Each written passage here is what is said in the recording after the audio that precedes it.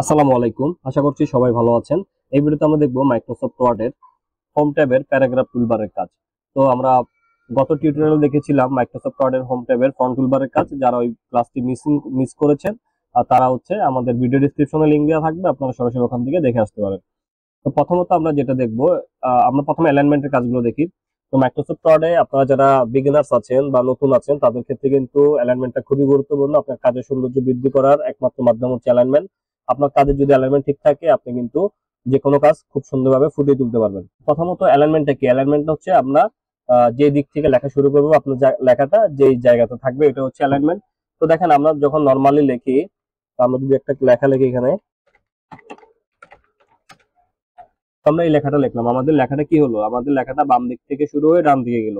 আমাদের এই ক্ষেত্রে লেখার অ্যালাইনমেন্টটা হচ্ছে অ্যালাইন লেফট করা আছে। তো আমরা যদি কোনো ক্ষেত্রে যদি এটাকে সেন্টার পজিশনে নিতে চাই বা মাঝখানে নিতে চাই, সেক্ষেত্রে হচ্ছে আমরা সিলেক্ট করে অ্যালাইন সেন্টার করে দিলে দেখতে পাচ্ছেন আমরা এখন যা কিছুই লিখবো না কেন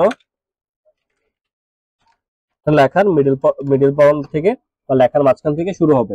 তো এটাই হচ্ছে প্রথমটা হচ্ছে আমরা বাই ডিফল্ট ভাবে থাকে অ্যালাইন লেফট, তারপর হচ্ছে অ্যালাইন রাইট। আপনি যদি ডান পাশ থেকে লেখা শুরু করতে চান, এটা হচ্ছে যারা আরবি লেখালেখির কাজ করেন তাদের ক্ষেত্রে হচ্ছে অ্যালাইন রাইট, অথবা হচ্ছে আমাদের দরখাস্ত লেখার ক্ষেত্রে অনেক সময় দেখা গেছে কি আহ যা যে আমাদের যে অনুমোদন আমাদের যে কর্মকর্তা আছে, কর্মকর্তা বা স্কুলের প্রিন্সিপাল বা অধ্যক্ষ মহোদয়দের স্বাক্ষরটা হচ্ছে পেজের ডান দিকে থাকে। সেক্ষেত্রে হচ্ছে আমরা অ্যালাইন এখানে ওনাদের ইয়েটা লিখে, আপনার পদবিটা লিখে আমরা অ্যালাইন রাইট করে দিতে পারি। আর অ্যালাইন জাস্টিফাই যেটা, তো আমরা এখান থেকে এটাকে লেফট রাখি। তো দেখেন জাস্টিফাই মানে হচ্ছে কি? জাস্টিফাই মানে হচ্ছে আপনাদের এই যে লেখার লেফট সাইড এবং রাইট সাইড দুটো অ্যাকুরেট থাকবে। তো দেখেন এখন যে এই যে আমরা যে লেখাগুলো লিখছি এগুলো কিন্তু অ্যালাইনমেন্ট ঠিক নেই। তো একটা লাইন আগে একটা লাইন পরে আমি চাচ্ছি কি এটাকে একদম অ্যাকুরেট করতে। এই জন্য হচ্ছে আমরা সিলেক্ট করে নিব। সিলেক্ট করে আমরা যদি এখান থেকে অ্যালাইন জাস্টিফাই করে দিই, তো দেখতে পাচ্ছেন আমাদের প্রত্যেকটা লাইন কিন্তু একদম অ্যাকুরেট, সোজা। তো এটা হচ্ছে মূলত অ্যালাইনমেন্টের কাজ। তারপরে এই পাশে হচ্ছে লাইন স্পেসিং অপশন। তো লাইন স্পেসিংটা কিন্তু আমাদের জন্য অনেক গুরুত্বপূর্ণ। তো আমরা অনেক সময় দেখা যায় লাইন স্পেসিং থেকে এটাকে আমরা একটু বুঝে নিই। লাইন স্পেসিংটা হচ্ছে এই যে একটা লাইন এবং এই যে একটা লাইন, এই দুইটা লাইনের মধ্যবর্তী যে ফাঁকা জায়গাটা আছে এটা হচ্ছে মূলত লাইন স্পেসিং। তো আপনি কিভাবে লাইন স্পেসিং অ্যাড করবেন এবং কিভাবে লাইন স্পেসিং রিমুভ করবেন এটা আমি দেখাই দিচ্ছি। তো আমরা এটাকে সিলেক্ট করলাম, সিলেক্ট করে নিয়ে আমরা এখান থেকে যদি লাইন স্পেসিং অপশনে যাই, এখানে দেখতে পাচ্ছেন 1, 1.5, তারপর হচ্ছে 2। তো আপনি যত বাড়াবেন এটা কিন্তু অত বাড়বে। তো দেখেন আমরা যদি 3 পিটি করি তাহলে এটা লাইন স্পেসিংটা অনেক। তো আপনি যদি এই পর্যায়ে বা আপনি যদি কোনো কখনো লাইন স্পেসিং কমাতে চান, সেক্ষেত্রে হচ্ছে আমরা লাইন স্পেসিং অপশন থেকে প্রথম কাজ হচ্ছে রিমুভ স্পেস আফটার প্যারাগ্রাফ, এবং হচ্ছে এখানে যদি লেখা থাকে রিমুভ বিফোর আফটার প্যারাগ্রাফ, দুইটা রিমুভ করে নেবেন। দেন হচ্ছে আমরা এখান থেকে 1 করে দিব। তাহলে হচ্ছে আমাদের একদম লাইন স্পেসিংটা 0 হয়ে যাবে, লাইন স্পেসিংটা কমে যাবে। তো এটা হচ্ছে মূলত লাইন স্পেসিং এর অপশন।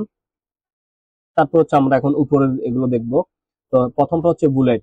বুলেট মানে হচ্ছে আপনি কিছু চিহ্ন ব্যবহার করতে পারবেন প্রতিটা লাইনে। তো যেমন ধরেন আমি একটা তালিকা তৈরি করতেছি বা একটা লিস্ট তৈরি করতেছি। তো যেমন ধরেন আমরা এখানে দিয়ে দিলাম হচ্ছে এমএস ওয়ার্ড। তো এখানে দেখতে পাচ্ছেন এমএস ওয়ার্ড। আমি চাচ্ছি কি এটার এই যে লাইনটা লিখলাম, আমরা লেখা শুরুতে আমি স্পেশাল একটা সিম্বল বা একটা চিহ্ন ব্যবহার করব। এটাই মূলত বুলেট।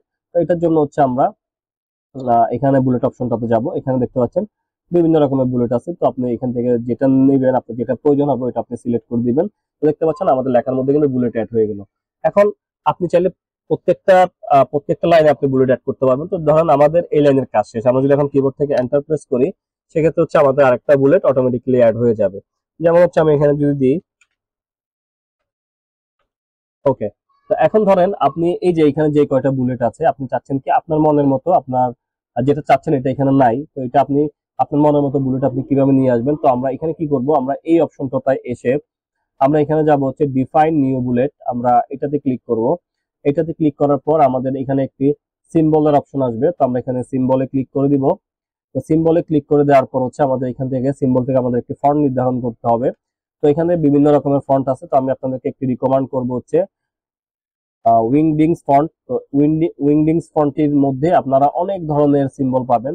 তো দেখতে পাচ্ছেন আমাদের বিভিন্ন ধরনের সিম্বল আছে। তো আপনাদের যেটা প্রয়োজন, তো ধরেন আমি এখান থেকে একটা সিম্বল নিয়ে নিচ্ছি।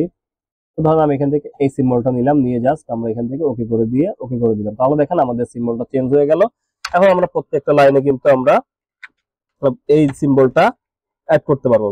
দেখতে পাচ্ছেন কত সহজভাবে আমরা এটা অ্যাড করতে পারলাম। তো এইভাবে আমরা বুলেট অ্যাড করতে পারবো।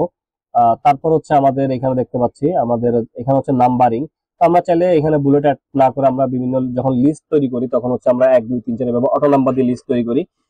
সেই ক্ষেত্রে হচ্ছে আমরা সিলেক্ট করে আমরা আগে বুলেটটাকে, ধরুন আপনি যদি বুলেট অ্যাপ্লাই করতে না চান সেক্ষেত্রে হচ্ছে আমরা যে অপশন থেকে বুলেটটা অ্যাপ্লাই করেছিলাম ওই অপশন থেকে আমরা নান বাটনে ক্লিক করে দিলে আমাদের বুলেট চলে যাবে। তো আমরা যদি এখন এটার মধ্যে যদি আমরা নাম্বার অ্যাড করতে চাই সেক্ষেত্রে হচ্ছে আমাদের এখান থেকে এই নাম্বারিং অপশনটাতে আসতে হবে। এখান থেকে হচ্ছে আমরা এই যে নাম্বার সিলেক্ট করে দিলাম, তো দেখতে পাচ্ছেন নাম্বার চলে আসলো। এখন হচ্ছে আমরা এন্টার চাপবো, চেপে কিছু লিখবো, আবার এন্টার দিব, অটোমেটিক্যালি আমাদের নাম্বার জেনারেট হতে থাকবে। এভাবে হচ্ছে আপনার নাম্বার অ্যাড করতে পারেন। আর তারপর হচ্ছে মাল্টি লেভেল লিস্ট, তো এটা আমরা একটু ভালোভাবে দেখবো। তো মাল্টি লেভেল লিস্টের জন্য আমি কিছু লিস্ট তৈরি করে এখানে রেখেছি। তো আমি যদিও বা এটা বাংলাতে, আপনাদের বুঝে সুবিধার্থে আমরা রাখলাম।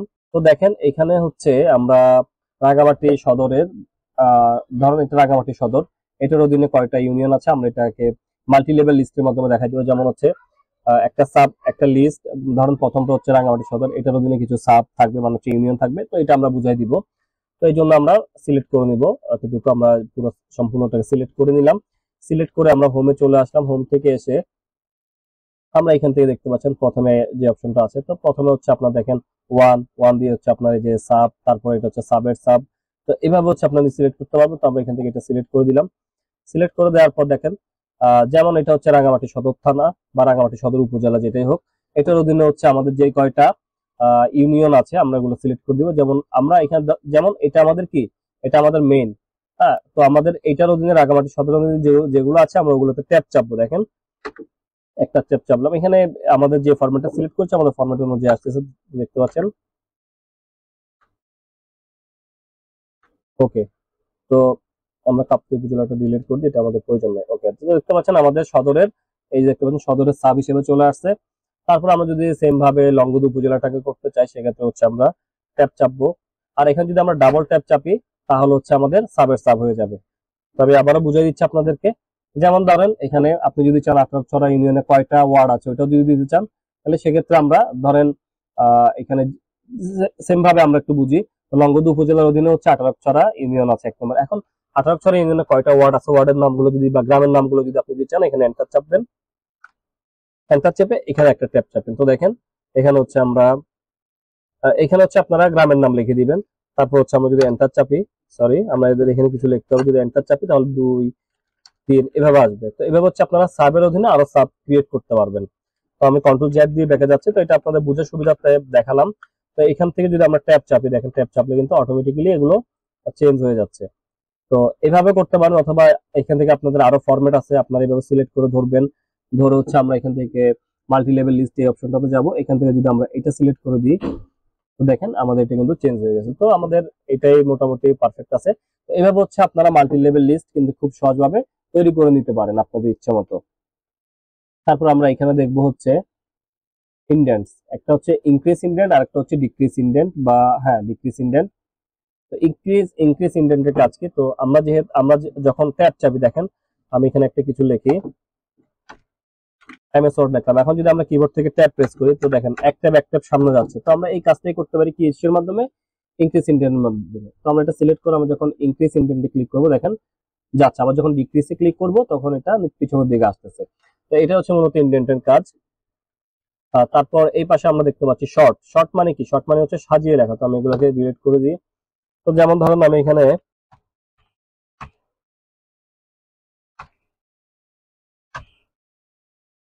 ধরুন এই যে আমরা এলোমেলো ভাবে লিখলাম, আমরা চাচ্ছি এগুলোকে সাজিয়ে লিখবো, যেমন এ বি সি ডি এই টাইপের আসবে। তো এটার জন্য আমরা শর্টের ব্যবহার করতে পারি। আমরা সিলেক্ট করলাম, সিলেক্ট করে ধরে আমরা সম্পূর্ণটা আপনি যতটুকু করতে চাচ্ছেন ততটুকু সিলেক্ট করবেন, করে আমরা এখান থেকে শর্ট এই বাটনটাতে ক্লিক করব। তো এই বাটনটাতে ক্লিক করার পর আমাদের সামনে শর্টের যে মেনুটা আছে এটা আসবে।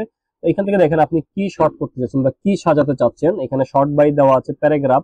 আপনি যদি এখান থেকে হেডিং করতে চান হেডিং করতে পারেন। তো যেহেতু আমরা প্যারাগ্রাফ করতেছি আমরা প্যারাগ্রাফে সিলেক্ট থাকবে, এবং হচ্ছে এখানে টাইপ আমরা কি টেক্সট করতেছি, নাম্বার করতেছি বা ডেট করতে, যদি আপনি এখানে চান 1 2 3 4 এভাবে সাজাতে পারবেন, আবার ডেট চাইলে ডেট সাজাতে পারবেন। তো যেহেতু আমরা টেক্সট করতেছি, লেখা করতেছি, আমরা এই জন্য এখান থেকে টেক্সট সিলেক্ট রাখবো। এবং এখানে দুইটা অপশন দেখেন, একটা হচ্ছে অ্যাসেন্ডিং একটা হচ্ছে ডিসেন্ডিং।